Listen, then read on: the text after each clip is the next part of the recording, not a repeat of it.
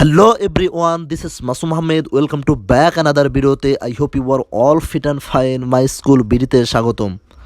আজকে আমরা যেটা নিয়ে ডিসকাস করব সেটা হলো ডেইলি ইউজেস সেন্টেন্স, অর্থাৎ ডেইলি লাইফে আমরা যে সেন্টেন্স বা বাক্যগুলো ইউজ করে থাকি সেটারই মধ্যে ক্যান দিয়ে কীভাবে আমরা বাক্য তৈরি করতে পারি, ক্যান দিয়ে কীভাবে সেন্টেন্স তৈরি করতে পারি সেটা নিয়ে ডিসকাস করব। আই হোপ ভিডিওটি প্রথম থেকে শেষ পর্যন্ত দেখলে খুব সহজেই ক্যান দিয়ে আপনাদের যে ডেইলি লাইফে বিভিন্ন বাক্য বা সেন্টেন্স তৈরি করতে হয়, বাক্য বা সেন্টেন্স যেগুলো আমাদের ডেইলি লাইফে মানে কনভারসেশন ইউজ করতে হয় সেগুলো কিন্তু অবশ্যই বুঝতে পারবেন। ক্যান দিয়ে কিন্তু আপনারা অবশ্যই অ্যাভেলেবল সেন্টেন্স তৈরি করতে পারবেন বা বাক্য তৈরি করতে পারবেন, যাতে করে আপনাদের মানে স্পোকেন ইংলিশে ইমপ্রুভমেন্ট হতে পারে।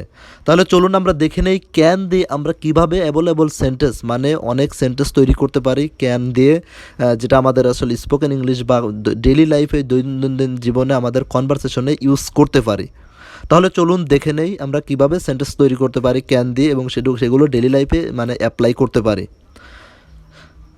সেটারই ধারাবাহিকতা আমরা এখানে বেশ কিছু এক্সাম্পল নিয়ে আসছি যেগুলো আপনাদের ডেইলি লাইফে ইউজ করতে পারেন। প্রথম যে এক্সাম্পলটি আছে সেটা দেখতে পাচ্ছেন। প্রথম এক্সাম্পলটি আছে আমি ফুটবল খেলতে পারি।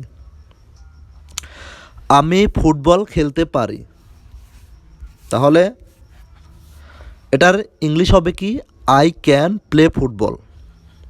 আমি ফুটবল খেলতে পারি, আই ক্যান প্লে ফুটবল। আমি ফুটবল খেলতে পারি, আই ক্যান প্লে ফুটবল। তারপর যে নেক্সট এক্সাম্পলটি আছে আমি ফুটবল খেলতে পারি না। এটা কিন্তু প্রথমটা ছিল পজিটিভ, পরেরটা নেগেটিভ, অর্থাৎ প্রথমটা অ্যাফার্মেটিভ বা হাবোধক ছিল আর পরেরটি আছে নেগেটিভ সেন্টেন্স। অর্থাৎ হাবোধক বা অ্যাফার্মেটিভ সেন্টেন্সকে আমরা নেগেটিভ যখন করব তখন না বোধক করব তখন কিন্তু জাস্ট যে ক্যান আছে মডাল ভার্ব, এই ক্যানের সাথে আমরা কিন্তু জাস্ট নট লাগিয়ে দেবো, তাহলে কিন্তু সেটা হয়ে যাচ্ছে, তাহলে সেটা নেগেটিভ সেন্টেন্স হয়ে যাবে, মানে না বোধক বাক্য হয়ে যাচ্ছে। তারপর সেকেন্ডের যে এক্সাম্পলটি আছে আমি ফুটবল খেলতে পারি না, তাহলে কিভাবে বলবো আই ক্যান নট, এখানে কিন্তু কান্ট লিখেছি, তাহলে ক্যান নটকে শর্ট করে আর কি আই কান্ট প্লে ফুটবল বা I can not play football. আমি ফুটবল খেলতে পারি না, I can not play football. তারপর নেক্সট যে এক্সাম্পলটি আছে সে ইংলিশ বলতে পারে। সে ইংলিশ বলতে পারে, he can speak English. He can speak English.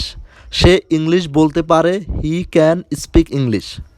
যদি বলতাম সে ইংলিশ বলতে পারে না, তাহলে কিভাবে বলতাম he can not speak English. Say English বলতে পারে না, he can not speak English. তাহলে কিন্তু আই হোপ বুঝতে পারতেছেন কিন্তু ক্যান দিয়ে আমাদের ডেইলি ইউজেস সেন্টেন্স, অর্থাৎ আমাদের ডেইলি লাইফে কীভাবে ক্যান দিয়ে সেন্টেন্স তৈরি করে বা বাক্য তৈরি করে সেটা আমরা ডেইলি লাইফে কনভারসেশনে অ্যাপ্লাই করতে পারি, ইউজ করতে পারি, সেটারই ধারাবাহিকতায় কিন্তু আমরা এখানে আজকে ক্যান নিয়ে ডিসকাস করতেছি কীভাবে ক্যান দিয়ে আমরা সেন্টেন্স বা বাক্য তৈরি করতে পারি। তাহলে আমরা দেখলাম এখানে বেশ কিছু এক্সাম্পল, তারপর নেক্সট আরও কিছু এক্সাম্পল দেখে নেই। তারপর যে এক্সাম্পলটি আছে সেটা হলো আমাকে বাসায় পৌঁছে দিতে পারবে। আমি প্রশ্ন করতেছি হয়তো আমার একটা ফ্রেন্ডকে যে আমাকে বাসায় পৌঁছে দিতে পারবে, তাহলে এটার ইংলিশ কী হবে can you drop me home. Can you drop me home, তুমি কি আমাকে বাসায় ড্রপ করে দিতে পারবে, তুমি কি আমাকে বাসায় পৌঁছে দিতে পারবে।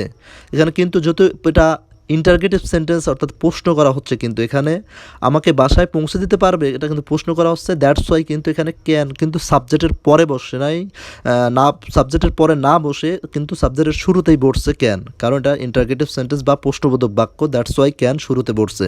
তাহলে can you drop me home, তুমি কি আমাকে বাসায় পৌঁছে দিতে পারবে। তারপরে নেক্সট যে এক্সাম্পলটি আছে সেটা হলো আমি কম্পিউটার মেরামত করতে পারি। আমি কম্পিউটার মেরামত করতে পারি, তাহলে এটার ইংলিশ কীভাবে বলবো আই ক্যান। সবসময় মনে রাখবেন এই মডাল ভার্ব যেগুলো আছে can, could, shall, should, will, would, may, might, এগুলো দিয়ে যখন আমি সেন্টেন্স বা বাক্য তৈরি করতে যাব তখন কিন্তু সাবজেক্ট যেটা থাকবে সাবজেক্টের পুরোতেই মানে সাবজেক্টের পরেই, সাবজেক্টের পরবর্তীতেই কিন্তু আমরা সেই মডাল ভার্বটা বসাবো। ক্যান, কুড, শ্যাল, শুড যেটাই থাকুক না কারণ সাবজেক্টের পরেই আমরা কিন্তু খেয়াল করে দেখতে পাবো যে সাবজেক্টের পরেই সবসময় কিন্তু ক্যান বসছে। শুধু প্রশ্ন করার ক্ষেত্রে সেক্ষেত্রে সাবজেক্টের শুরুতে বসে যায় এই ক্যান বা মডাল ভার্বটি। আর যদি প্রশ্নবোধক বাক্য না হয় সেক্ষেত্রে কিন্তু সবসময় সাবজেক্টের পরেই ক্যানটি বসবে, আর ক্যানের পরেই মানে সাবজেক্টের পরেই মডাল ভার্ব বসবে, সেটা ক্যান বসতে পারবে, শ্যাল, শুড যেটাই বসুক না কেন সাবজেক্টের পরে মডাল ভার্ব বসবে প্লাস তারপরে ভার্বের V1 অর্থাৎ ভার্বের প্রেজেন্ট ফর্ম সবসময় বসবে। মানে এই মডাল ভার্বযুক্ত সেন্টেন্সগুলোর ক্ষেত্রে। তাহলে বুঝতে পারলাম মডাল ভার্ব ক্ষেত্রে যেটা মনে রাখা জরুরি, সাবজেক্টের পরেই ক্যান বসবে, তারপরে ভার্বের V1 অর্থাৎ ভার্বের প্রেজেন্ট ফর্ম। এখানে কখনোই পাস্ট ফর্ম বা পাস্ট পার্টিসিপাল ফর্ম হবে না, সবসময় প্রেজেন্ট ফর্ম হবে। তাহলে আমি কম্পিউটার মেরামত করতে পারি, I can repair a computer. I can repair a computer, আমি কম্পিউটার মেরামত করতে পারি, I can repair a computer.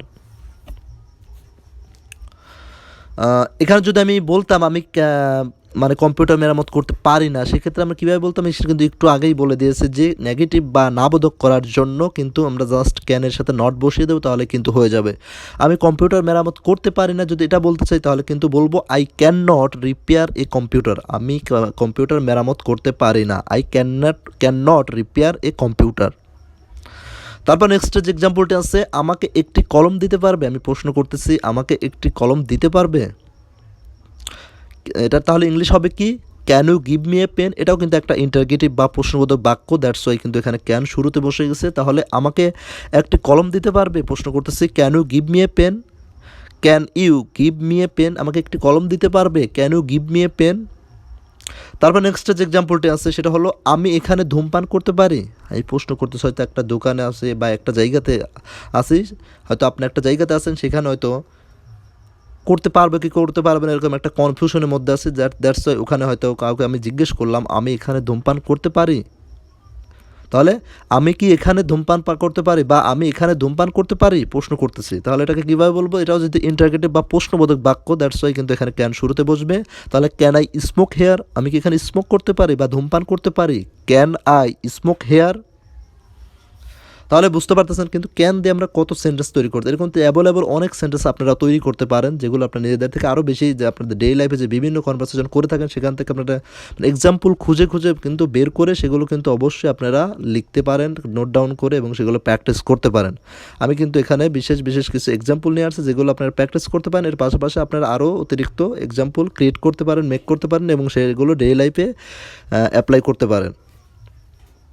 তারপরে যে এক্সাম্পলটি আছে সেটা হলো আমি কি এখানে বসতে পারি, হয়তো আমি আমার একটা ফ্রেন্ড বা কাউকে বলতেছি যে আমি কি এখানে বসতে পারি, আমি কি এখানে বসতে পারি, can I sit here, can I sit here. এখানে কিন্তু ক্যানটা শুরুতে চলে আসছে কারণ এটা মানে প্রশ্নবোধক বাক্য অর্থাৎ ইন্টারোগেটিভ সেন্টেন্স, বাট সাবজেক্টের পরে কিন্তু সিট, সিট এটা একটা ভার্ব, সিট মানে বসা, বাট এটা কিন্তু প্রেজেন্ট ফর্মে আছে।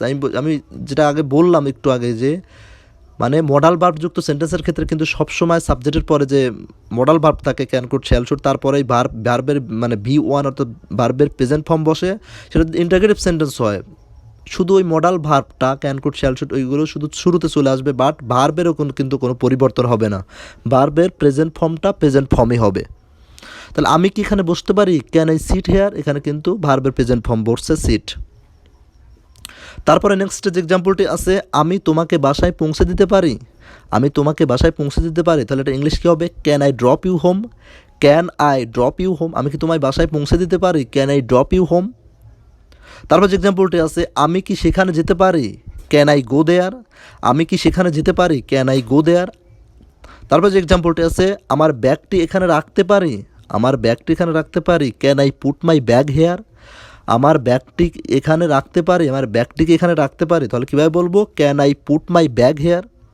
তাহলে কিন্তু বুঝতে পারলেন ক্যান দিয়ে আমরা কত সেন্টেন্স তৈরি করতে পারি, কিন্তু আপনারা আর অনেক বেশি সেন্টেন্স তৈরি করতে পারবেন আপনাদের ডেইলি লাইফে বিভিন্ন কিন্তু যে ঘটনা ঘটে থাকে সেখান থেকে আপনারা সেন্টেন্স মেক করতে পারেন, ক্রিয়েট করতে পারেন, সেগুলো প্র্যাকটিস করতে পারেন এবং এগুলো আপনাদের ডেইলি লাইফে কিন্তু অ্যাপ্লাই করতে পারেন। এতে করে কিন্তু আপনাদের স্পোকেন ইংলিশ অবশ্যই ইমপ্রুভমেন্ট হবে।